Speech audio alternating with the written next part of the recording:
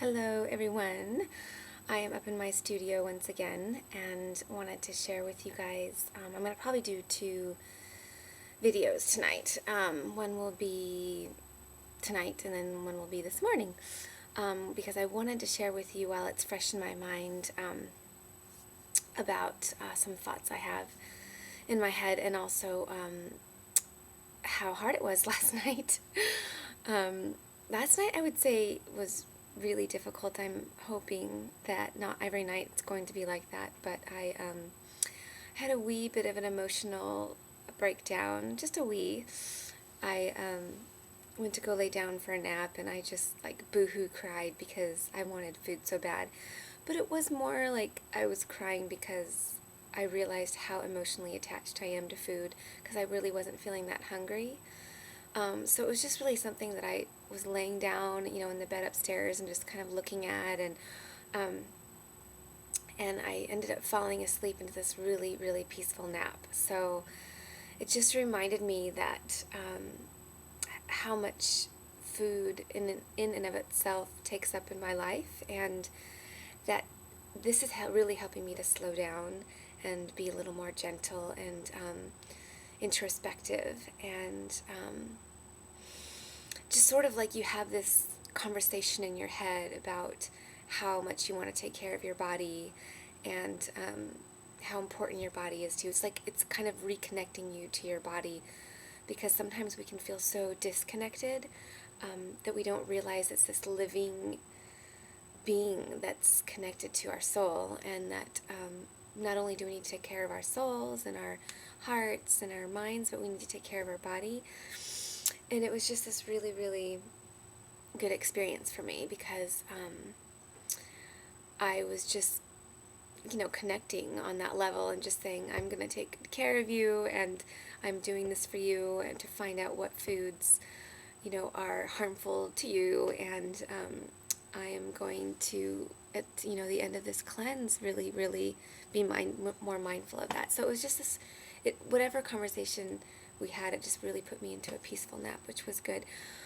But the evening, it was hard, and so Boho Boy made me a slushie with a lemon drink. Like, he put it in the blender with a bunch of ice, and then he stuck it in a bowl, and I was eating it like soup or ice cream. This was later in the evening, probably around 9 o'clock, maybe 8, I'm not sure, but that's irrelevant. Anyways, my mood lifted tenfold after eating that, and it was just so amazing that the action of scooping rather than just drinking, because I'd already had a whole glass of lemonade before he gave me that bowl, so I wasn't hungry at all. My belly was full, but just the action of doing that totally lifted both of our moods, and we were amazed by that. So that is a tip for all of you doing cleanses, that and the ice cubes were all purified water, so it wasn't, contaminated or anything, but that just a little variation on how you can drink the lemon drink, maybe for other cleanses with other juices or whatever. I'm trying to think of what else I wanted to share with you guys that happened last night. There was something else. I think that's it. Anyways, that was last night. So this morning, I felt really good. I felt really clear-minded again, and I slept like a baby all night long. I had amazing dreams, and the night before I had really, really good dreams too. So that's interesting how much food affects everything, including your dreams. But they were just really peaceful and flowing and really long, drawn-out dreams. Like, the stories were finished. They had a beginning, a middle, and an end, which I thought was really cool. And I don't feel that hungry today at all. In fact, I'm not really craving food right now. But like I said, my times, the part of the day that's really hard for me is that evening. So, but like I said, my headache's gone, and I feel clear-headed and really good. So a few little things I wanted to talk about that you guys had written in your comments. One was a dear reader of mine mentioned the book Nourishing Traditions. And I just wanted to let you know that we actually do have that in our bookshelf. Got it as a gift for our wedding day. And it's been getting dusty because I have so many different books on like eating well and recipes and all that stuff that I just never opened it up. And I don't know why, but now I know why, because I was supposed to do it now. And so thank you for that. I took it down last night, and both Boho Boy and I read through it. And we're really, really impressed with the theory and their philosophies. And I'm not going to get into it now because I want to read into it more. And but yeah, Nourishing Traditions. I don't remember the author's name because it's downstairs. But just sort of about the idea, the theory of how our ancestors knew how to eat, like by listening to their bodies. It was just more like what was more natural. And that's all I'm going to say because I don't want to botch it up. But anyways, Boho Boy was really excited about it and looking at all the recipes, and so I'm going to read it. They're napping right now, both my boys, so I'm going to read a little bit more of it right now.